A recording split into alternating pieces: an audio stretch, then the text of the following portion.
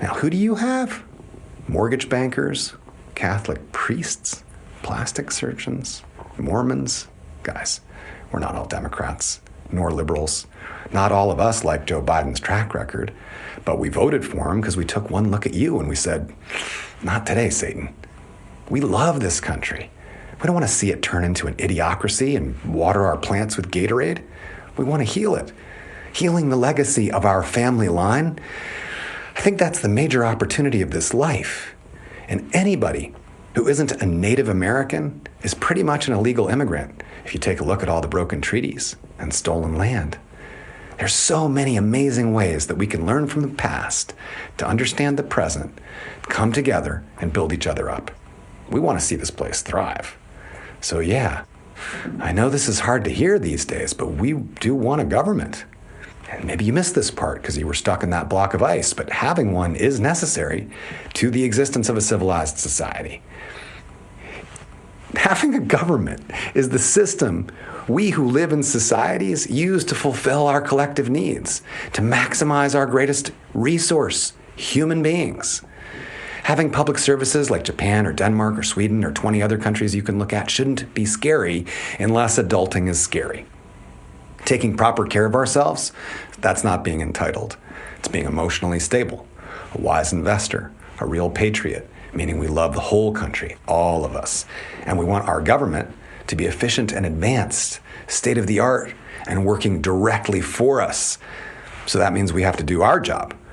We got to get big corporate money out of politics.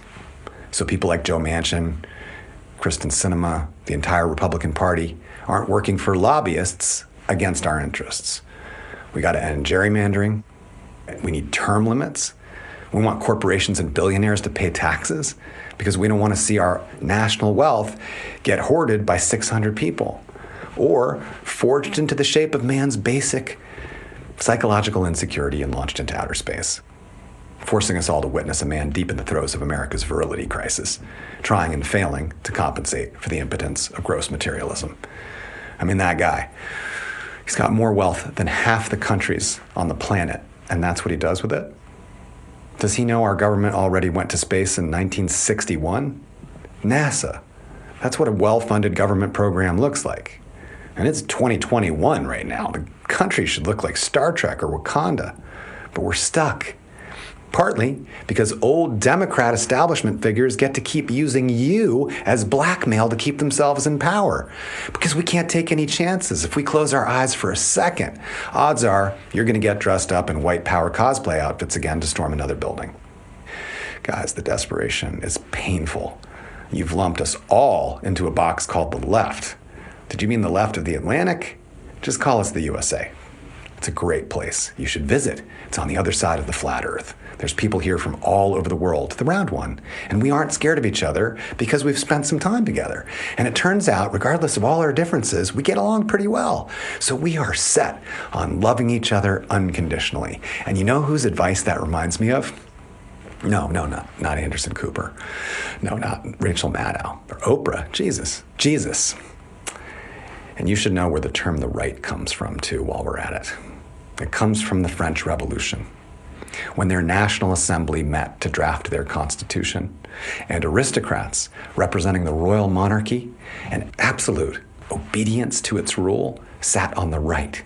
The right wanted their unqualified king to have total authority.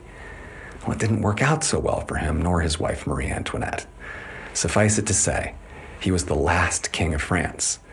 That way of doing things lost favor with everybody who isn't you a long time ago.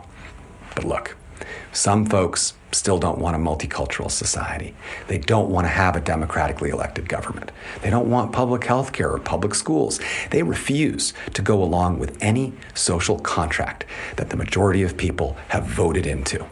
They want to be free of all that. No rules.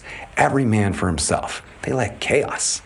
Or they want to live a simple life as the subjects of a child king with gold-plated furniture. Look, you guys, I'm sure there's a wilderness somewhere out there for you to test out Darwinism in action again. But here in the United States, we're not going to go backwards. We're about progress.